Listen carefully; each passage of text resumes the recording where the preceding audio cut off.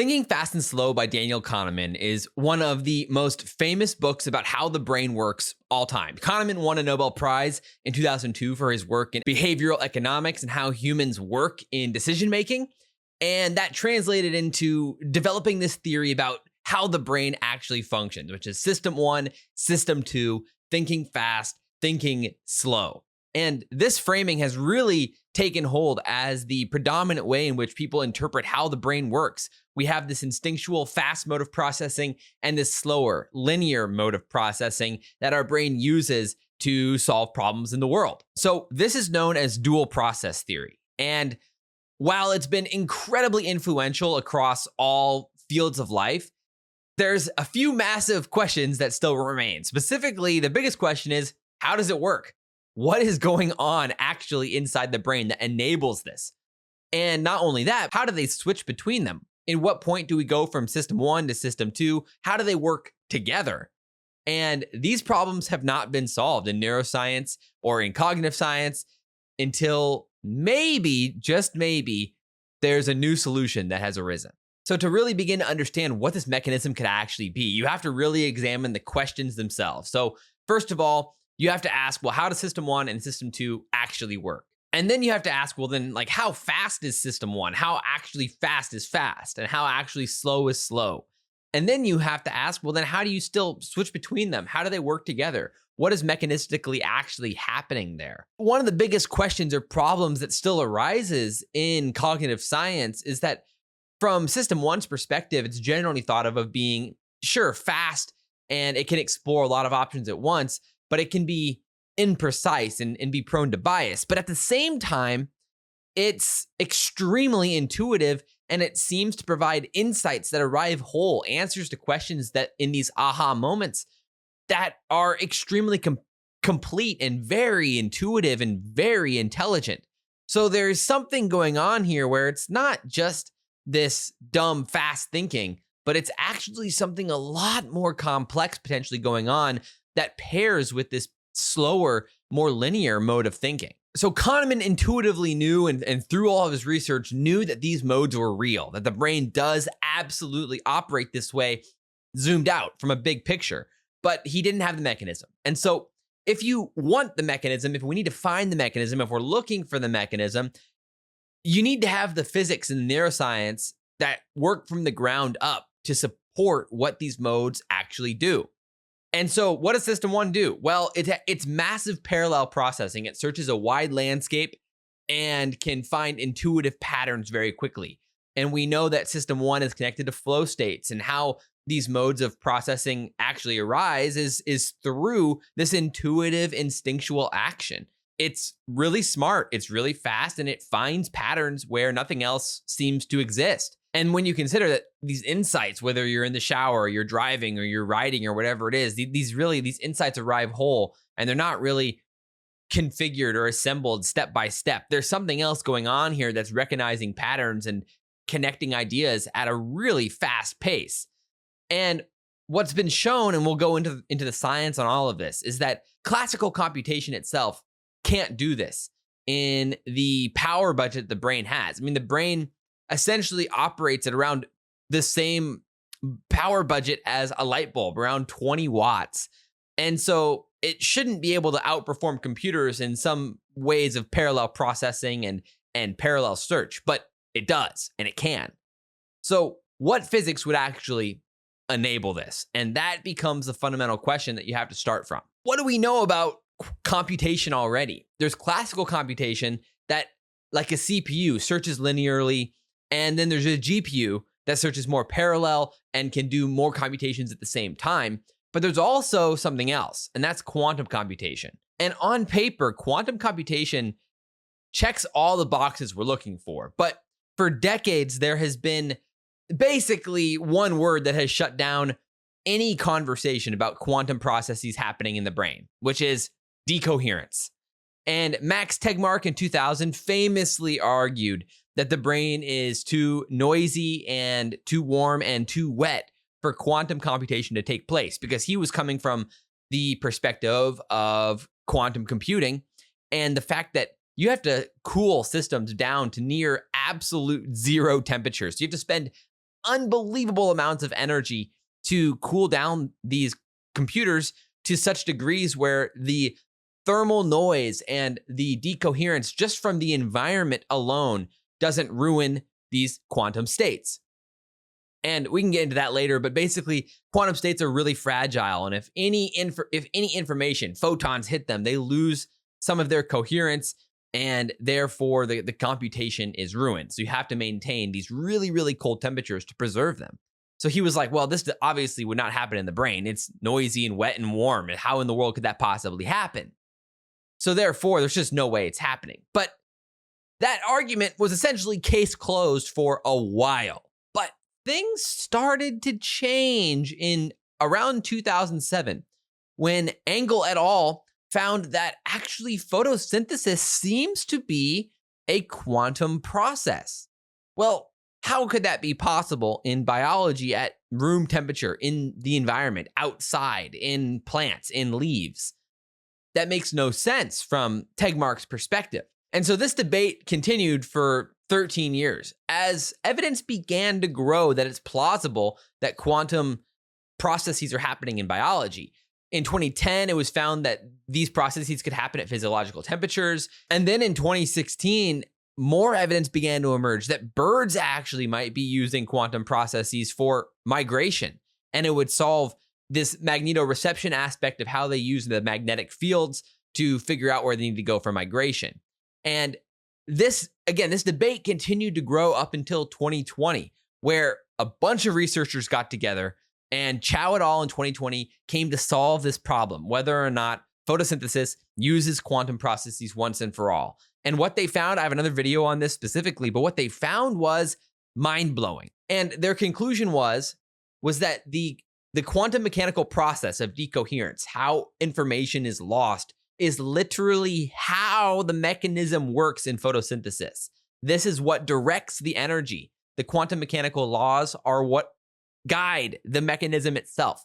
So they say that nature does not fight decoherence. Nature exploits it to steer the energy transfer in photosynthesis. So the decoherence is the process. It's harnessed by evolution and by biology to build the most functional, efficient energy transfer possible for the most important process for life on this planet, photosynthesis. This, I still think, went a bit under the radar, even though it has quite a few citations, for the impact that this means that it has not just on biology for photosynthesis, but on all processes for life and energy transfer at large. And this includes the brain. And so then a few years after that, in 2023, this is where things got really, really interesting.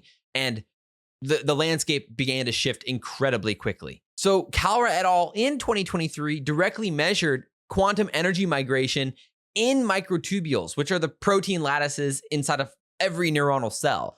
And not only that, but in all cells at large. And so microtubules are literally everywhere in biology. And now we have evidence that they support quantum energy migration in essentially the same way that Chow et al. Found in 2020, dating back to the photosynthesis debate. And then in 2024, this went even further, where Babcock et al. Found that actually tryptophan networks, which are residues embedded within the tubulin, which make up microtubules, can form actually large ordered networks. And so when they're excited by an energy source, these molecules actually act collectively as one big network, which leads to this effect that they called superradiance, where the network emits more light more efficiently than isolated molecules would have. And then Patwa et al. 2024 found this was robust at even 5 times room temperature. And so we now have a ton of evidence that microtubules do indeed have the capability to use quantum processing at these scales, at these temperatures. And so the evidence continues to stack that this is incredibly plausible to be happening in the brain itself. And this is what Nishiyama et al. 2024 calculated and basically refuted Max Tegmark for good, was that Tegmark saw the brain as a closed system, treating it, again, similar to quantum computing, when the fact is that the brain and biology at large is an open system. we receive photons from the sun, from the environment, and we convert them into energy. And energy is the budget, the limiting factor for the body. And so this means that as long as the brain has energy, and they calculate that the energy pumping in the brain, it works. And this is what Nishiyama found, Cavaglia et al. 2023, and Jack and Cavaglia in 2025 point to the fact that as long as there's energy pumping going on at these levels, there's no problem for coherence of the microtubules, that the cytoskeleton itself can compute in a quantum manner through a chain of superradiance. And this is what the evidence is showing. It's incredibly plausible. So suddenly in the last basically 2 to 3 years, the evidence has completely flipped 180 to support the fact that the brain very plausibly uses quantum processing. So then for the sake of the video and this hypothesis that we're building, let's just assume that, okay, the brain plausibly uses quantum processing. So now we need to build up the rest of this hypothesis and see if the evidence could align. So, all right, the brain, let's just say system 1 is using some sort of quantum process inside microtubules, and this would fit with what we expect with quantum processing, but this doesn't solve the whole picture and the problems that we set up originally. We don't have any mechanism for how it's switching between system 1 and system 2. What is system 2 then? At what point does it use system 1 and system 2, and what does this look like, how they work together? So then maybe it's worth exploring then, well, when in life do we experience system 1? And is there any moment when we actually feel like there's a transition taking place? And, well, at what point in your life do you feel like processing is easy and simple and it just comes naturally? And then at what points does it go from that feeling to a feeling like it doesn't come naturally anymore? And it seems like the natural or the obvious answer here is flow states. In flow states, we experience this just natural immersion in the moment where we are immersed in what we're doing, and whatever we're doing just flows naturally. The creativity is seamless.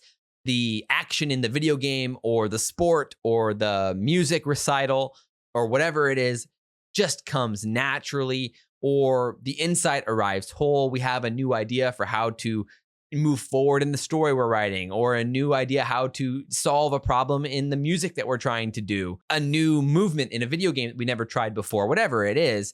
These things emerge in a sense that is just creative, interesting, outside of us in some sense. But then you can notice how well it's going. So like, let's just assume, for example, you're playing basketball, you've hit a few threes in a row, you're feeling really good, and then suddenly you're like, oh my word, I've hit 4 threes in a row.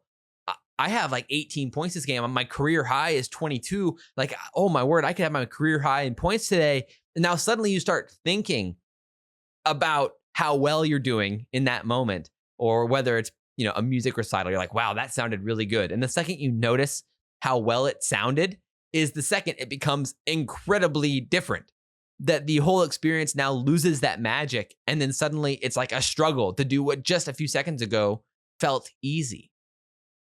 So that seems like there's some sort of switch going on there. But then what was causing the switch? Well, it seems like what was causing the switch was us noticing the switch itself. So it was some sort of self-referential processing. Like, we notice how well we're doing. We notice that this means something for us. We're attaching meaning to the action. Like, oh, that was good. It's a judgment of some sort. Like, that was really good. Oh my word, this means I could have my best day ever. Oh, I'm playing the best I ever played. Like, it's a judgment of some sort. It's signing value to the thing that previously had no value. It's a differentiation between good and bad, best and worst, better and not as good. And so there's something going on here about the self-referential processing that seems to be ruining the flow state. So why would that be the case? And is there any evidence for this being plausible? So basically, the hypothesis we're ending up at now is that somehow self-referential processing is the switch between system 1, which in our hypothesis currently is quantum substrate, and then system 2, which is some sort of classical linear processing that is fundamentally not quantum. And so could it be possible that somehow self-referential processing does this? Well, what collapses quantum states? And physics already gives us this answer. In decoherence theory, What collapses quantum states is interference. So a noisy mental environment. And interestingly enough, actually in cognitive quantum cognition research, Busemeyer et al. Found in their models that in certain regimes, in points where the world was unknown, the evidence was not well defined, quantum models actually outperformed classical models. But then what they found is that in places where the evidence was well known, when it was very predictable, classical models outperformed quantum models.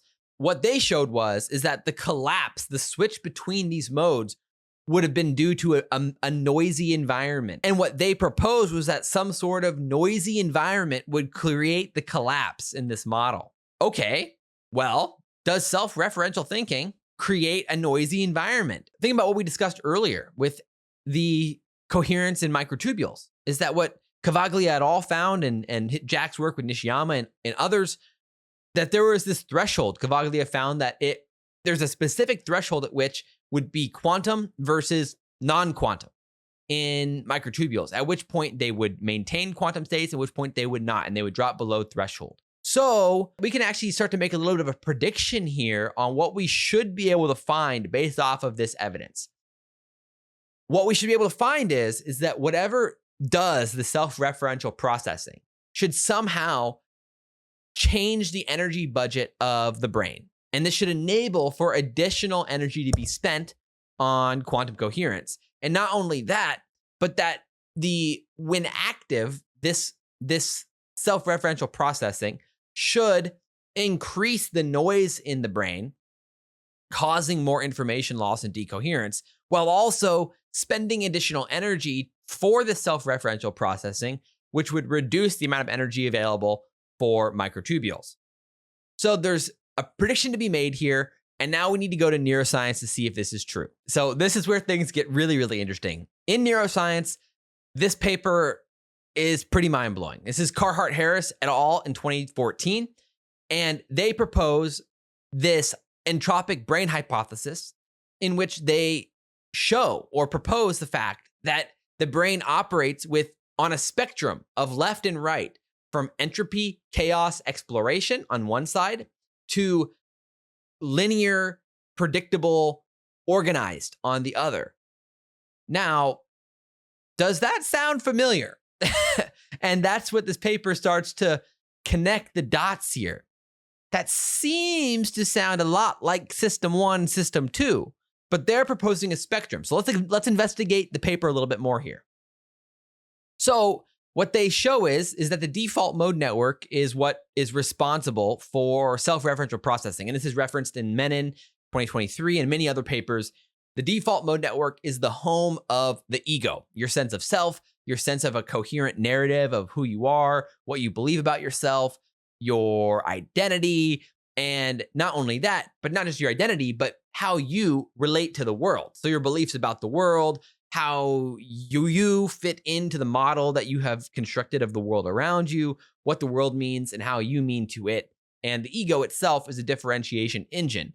It differentiates between hot and cold, up and down, left and right, good and bad, great and horrible, successful, not successful, me versus you, and all the others that you can differentiate between. And what they found was, Carhart-Harris and all found that the default mode network, of course, the brain, first of all, again, it uses 20 to 25% of the body's energy, even though the brain is only 2 to 3% of the body's mass. So already the brain is an unbelievably energy-dense system. And then what they found is that the posterior cingulate cortex actually runs 40% above the brain's baseline. So that area of the brain, the default mode network as a whole as well, is extremely energy dense, even relative to the brain itself, which is already energy dense relative to the rest of the body. Then, interestingly enough, what they found is that when participants' default mode network's activity decreased, so when the alpha power decreased in the PCC, that explains 66% of the variance in ego dissolution between participants. So what they're literally showing is that the default mode network is extremely expensive. And when it turns off, your sense of self and your meaning about the world and a meaning who you are is highly correlated to disintegrating. So your self-referential processing turns off. Therefore, the most expensive process they can find, 40% above baseline, is also turning off. And then you compare that with what van der Linden et al. In 2021 found, that the LCNE system downregulates the DMN activity during flow states. So it actually is freeing up this metabolic resource. And then you pair that with what Leroy and Sharon in 2020 found during tightrope performances studying flow states, that flow states showed decreased activation in the BA10 region, which is a key metacognitive monitoring region of the brain. And the activity in the brain, or the energy in the brain, actually redistributed to task-relevant regions. And in this case, it was motor regions because they were tightrope walking. But what they were saying, or Leroy and Sharon were saying, was that this would distribute to whatever the task is that is relevant, which would explain flow states, whether it's writing or singing or playing video games. Whatever it is, the flow state would then distribute to task-relevant regions. So therefore, we hit all of our predictions here. Basically, the default mode network, which is responsible for the self-referential thinking, shows a massive energy trade-off. One of the most energy-dense regions of the entire body, if not the most energy-dense region of the entire body, trades off during flow states when the default mode network quiets, which is associated with ego dissolution, which is also associated with flow states and freeing up energy for task-relevant processing. So we found our culprit. It seems to fit the bill here that self-referential processing acts as a switch between whatever is happening during flow and whatever is happening not during flow, which tracks on to exactly what we're talking about with quantum system 1 processing and classical system 2 processing. So hopefully, if you're still with me, the hypothesis is now built out enough where we can talk about the actual mechanism. What is actually happening here? How does the default mode network go from all this up here, or the LCNE system and the default mode network go from everything going on up here all the way down to microtubules at the most nanometer micro scales to direct informational processing in the brain? How could that be possible? And so this is where our work, Jack and I's work, comes into play here. The book just came out, which dives into this whole thing and the larger picture. But the paper also just came out, and the paper is directly about this mechanism. And so now it's time to dive into what this mechanism actually could be and where the evidence actually lies, because this is a causal chain in the research that does go all the way top down, and there's plausible explanation for each level of the chain. So if you're interested in reading the full paper, it'll be linked in the description below. It just got published by Frontiers in Human Neuroscience, and that just literally came out. So it's been a really exciting process, and so hopefully you're hanging with me here on what this mechanism actually is. So at the top here, this is what it looks like. This is the LCNE system. And again, we talked about how it was regulating whether the default mode network engages based on the task's demands. And this is the van der Linden et al. 2021 study, basically saying that your brain is constantly deciding whether to engage the self-monitoring system or not, based off of what the situation requires. So then that brings us to step 2, which is that the self-evaluation generates these electromagnetical patterns. And this is what Carhart-Harris and many others have found, is that the default mode network is extremely active and puts off a ton of electromagnetic signaling in the brain. And this is where their research shows that the PCC and the medial prefrontal cortex generate specific electromagnetic field patterns. And this is what Carhart-Harris and Leroy and Sharon in 2020 found. And so then from a quantum perspective, these electromagnetic field patterns would act as the boundary condition for all the processing going on below them. It's sort of like the container in which they can act, and it limits what type of information can be accessed and what type of information can be explored. And this interference will reduce the amount of informational space that can be explored. So therefore, the degree to which the self-referential processing is taking place, how strong or how much energy is being used, already itself will generate these EM patterns which interfere with some of the informational search in the quantum states. Then the paper dives into now step 3, which is the 2 pathways that reach the microtubules. And there's a fast pathway and a slow pathway. And so the fast pathway is these EM fields that propagate from the axon membranes down to the microtubule bundles.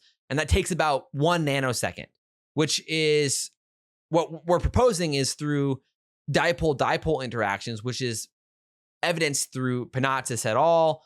And Cavaglia et al. And others who do really good research on how this information propagates down the system here through the cytoskeleton. And then the slow pathway is extremely interesting. And this is where Craddock et al. In 2012's work comes in, and Wiest 2025 show the plausibility of how calcium influx actually triggers CAMK2 phosphorylation of tubulin, which writes these sustained patterns of activity into the microtubule lattices.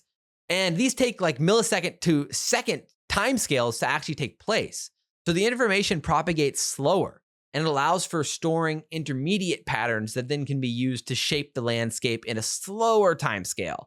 So you have this trade-off where there's this dual process actually taking place here in the pathways themselves. So basically, the fast pathway is essentially saying like what's happening right now and communicating that to the cytoskeleton. But the slow pathway is communicating like what's happening over time. And it allows for this modulation of the computation to be coherent and consistent. And that's really valuable for how we as humans then navigate and experience consciousness itself.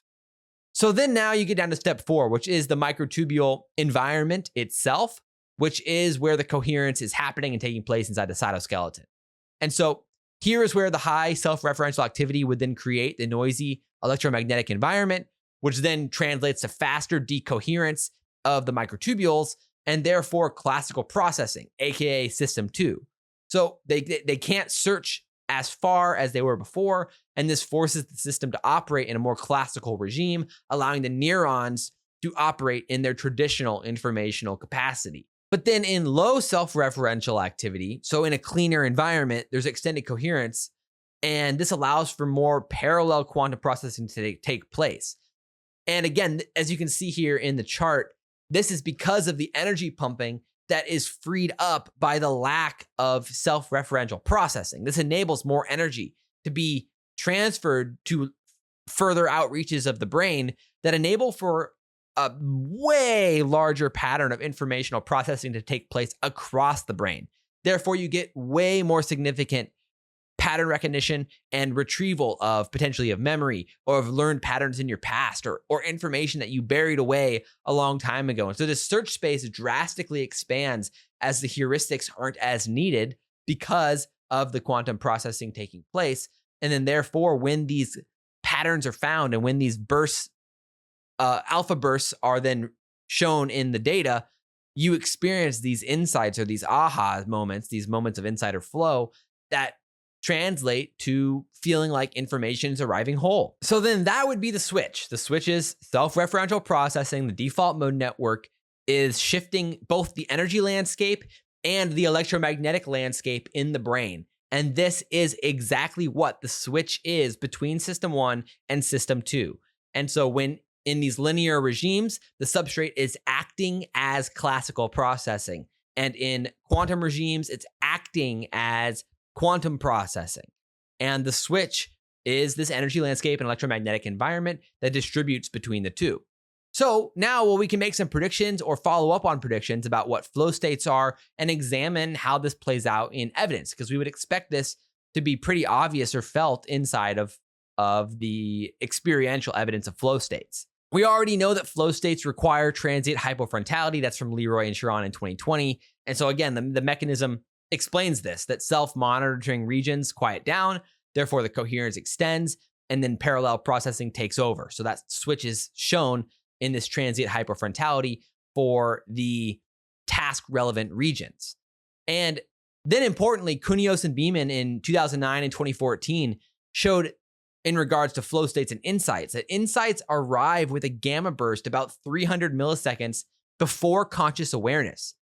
And so they describe them as these discrete all or nothing insights, essentially, that the information arrives whole and that either you get them or you don't. The mechanism also explains this. This would be, the gamma burst would be the collapse event, the aha, the insight from the system 1, finding a path, a sufficient path, And then this gamma burst is what brings the quantum processing into classical reportable awareness, because the default mode network is your awareness. This is exactly what makes you aware. It is literally your sense of I, your sense of being. And so until it enters the default mode network at classical speeds, you're not going to be aware of it. So that gamma burst is that signal basically that is marking the point at which it becomes conscious. And so it's no surprise that in flow states, it feels like time slows down. Like an NFL receiver says, like it looked like the ball was in slow motion in the air. So in these flow states, you're processing so much more information than you're used to processing. You're actually experiencing, essentially, from this perspective, a relativistic experience of time dilation, where normally you're experiencing a certain frame rate of reality. But then in these quantum regimes, you're experiencing essentially a way more in-depth frame rate that feels like time is slowing down. Now you have that time dilation. And so that also points to what we would expect in flow states. But then even more importantly for a prediction is that you can make a prediction about what would happen if you reduce the amount of energy to the microtubules, or if you damage the microtubules themselves. Based off of the evidence that Cavaglia et al. And Jack has worked on, that this threshold of energy or power, metabolic power, needs to be reached for you to maintain coherence in microtubules. And if it falls below that, well, then you're at risk of losing their processing. So it's plausible to predict that if they're damaged, or if the amount of energy that's reaching the microtubules is reduced significantly enough, that you would lose potentially coherence, and maybe even more importantly, literally consciousness itself. And this is where it gets really interesting, because that is exactly what the consciousness research in anesthesia is showing. That this is what Weiss 2025 really makes the incredible argument for the importance of microtubules in consciousness. That anesthetics reliably abolish consciousness across every species, even plants. Well, what would happen if you protect microtubules then? So what they found in the Kahn 2024 study, which was building off of what Kalra found in 2023, Kalra found that when microtubules are exposed to anesthetics, their energy migration is reduced by 12 to 15% by itself. And then Kahn et al. In 2024 with Mike Weiss found that when you actually protect microtubules and then deliver anesthetics to them, it takes significantly longer for rats, for example, to fall unconscious. So protecting the microtubules improved one's ability to maintain consciousness, while Kalra found that giving anesthetics to microtubules reduces their efficiency significantly. And then when you pair that with the evidence that Weininger and McIver found in the mid-2000s, was that anesthetics reduce the amount of energy that reaches the cytoskeleton and reaches these levels. And so now when you pair that with the fact that the microtubules themselves are damaged and the amount of energy that is received by the cytoskeleton is reduced because of anesthetics, well, then it's no surprise that things go unconscious when microtubules are affected. And this is important cross species, even in plants themselves. So clearly microtubules are fundamental to the experience here. And that is predicted by our entire mechanism already here. So, and that's why it goes to show that the microtubules are fundamental to computation at large, and that it's not two separate mechanisms going on here. The paper is proposing that the substrate itself is one substrate, but it can be in a coherent quantum regime or a classical regime. But either way, significantly reducing the energy they receive and reducing their efficiency in computation will also reduce or eliminate the conscious processing and the default mode network and our conscious awareness as a whole. And this is why this whole system works together as a coherent part or a coherent mechanism, because it's fundamentally united at the bottom through the cytoskeletal computation. So overall, Kahneman spent his entire career pushing this idea that there's a fast and a slow side, but no one had ever known why this could be possible or how this could work or how they could switch between them or how the modes would interact. And this paper at least proposes what could be a plausible regime change for how these modes work, how consciousness itself works, and how humans can compute in such unbelievable ways and have incredible insights in moments of flow and presence in that sense. So there's a lot more we could cover on the evidence for these things, but I wanted to make this video at least sort of reasonably short. And so hopefully you enjoyed hanging and we can talk a lot more. If you want to check out the book or the papers themselves, they're down in the link in the description, or reach out or comment, and I'm sure we can have a really beautiful discussion on everything else that's involved in this whole mechanism. So thanks for hanging, thanks for talking, and we will see you very soon.